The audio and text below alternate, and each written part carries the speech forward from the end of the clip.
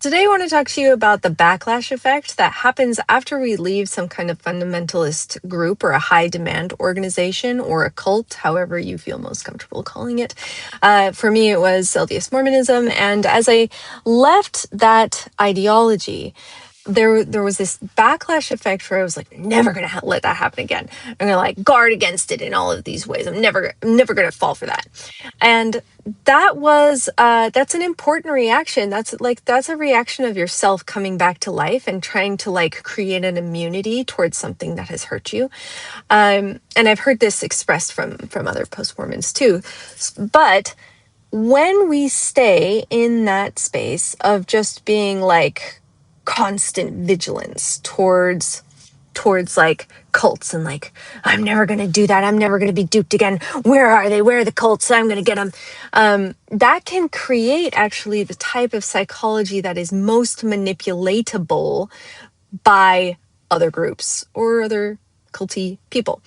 And one of the most effective things that I've found to help disengage from the many nested cults that we just exist in most of the Western world is to self-reflect really consistently, like maybe daily, maybe more than daily if you feel like you need to, but to just be like reflecting daily on whether you are the baddie. I'm taking these words from the Mitchell and Webb sketch, the British comedian sketch from earlier years. I think it was the early 2000s. They have this sketch in which they are performing as Nazi soldiers, and in the middle of their campaign, they're out like in the field, and one of the Nazi soldiers turns to the others and says, "Are we the baddies?" And he says, "But look, we're wearing like skulls on our arms, and like we're doing all of these bad things. Are we sure? Are we sure this is the good side? Are we the baddies?" And I feel like that question, it's really funny in the comedy sketch because it's so unexpected, and it's like, well, yeah, obviously you're the baddies.